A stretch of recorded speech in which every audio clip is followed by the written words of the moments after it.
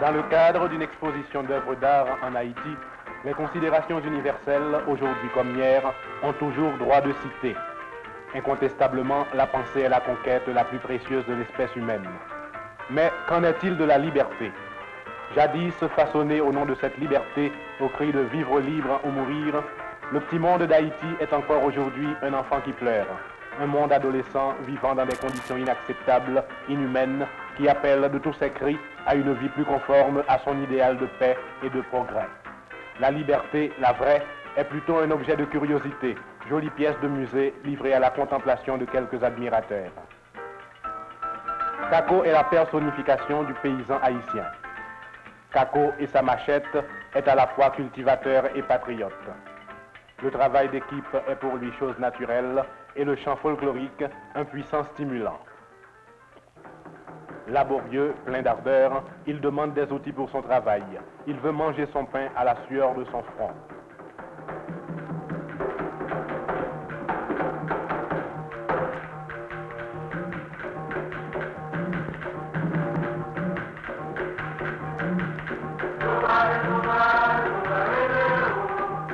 Au nom de je ne sais quel signe tabou, il lui est imposé de marcher bras levés, tambour battant, machette au clair, et de crier viva, d'écouter des mots de promesse annonciateurs de lendemain meilleur.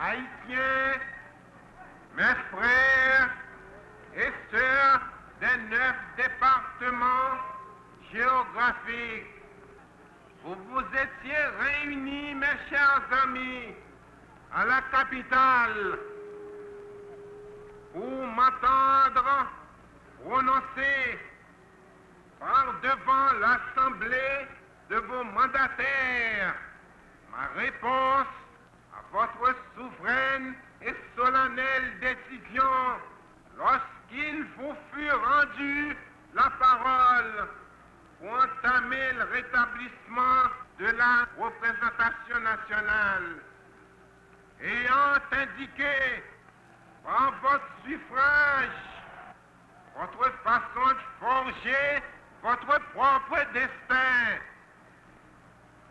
et sous la conduite de qui, comment vous voulez engager les réformes de l'État, sans passer par les tensions artificielles et inutiles qui engendrent les amers conflits intérieurs, surgissant toujours quand les hommes refusent de regarder courageusement en face les problèmes généraux du pays et de se mettre d'accord pour les résoudre.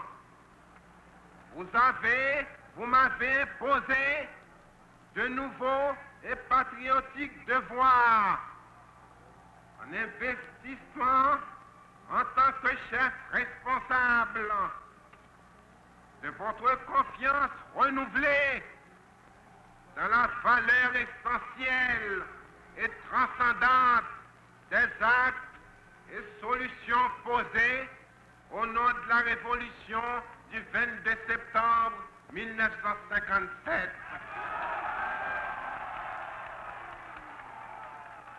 Les actes et solutions posés au nom de la révolution du 22 septembre 1957.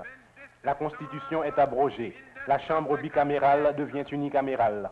L'armée régulière, en passé au crible, est remplacée par la garde présidentielle, contrôlée par la milice personnelle du président de la République.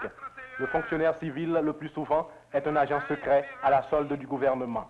Le droit de grève est déclaré illégal.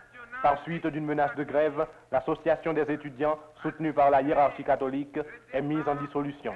L'étudiant, pour faire partie de l'Université d'Haïti, doit devenir mercenaire de l'État.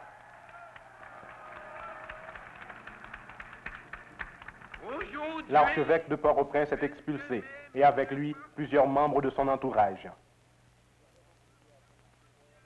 L'évêque auxiliaire, son successeur, insère dans le quotidien catholique La Phalange une lettre demandant au gouvernement la levée de sanctions prises contre les étudiants. À son tour, il est expulsé.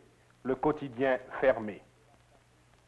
Un troisième prélat chassé trouve asile à la nonciature apostolique.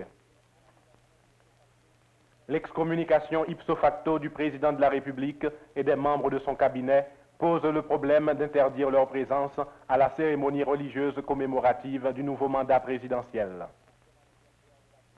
En ce 100e anniversaire de la signature du concordat non renouvelé, l'attitude de conciliation adoptée par la nonciature apostolique décide du sort de la vie ecclésiastique et religieuse en Haïti.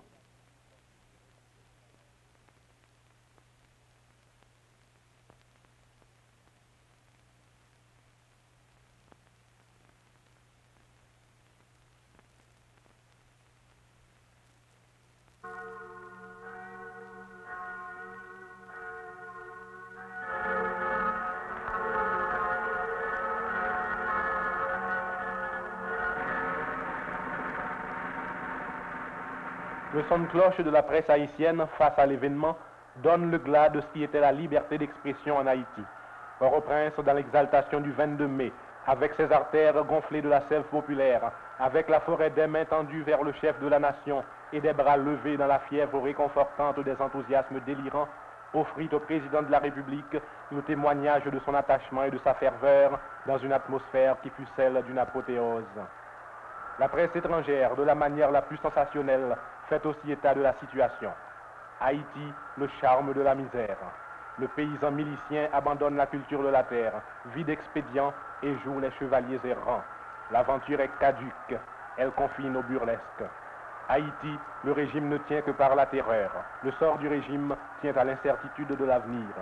Haïti, un coin d'enfer dans le paradis antillais.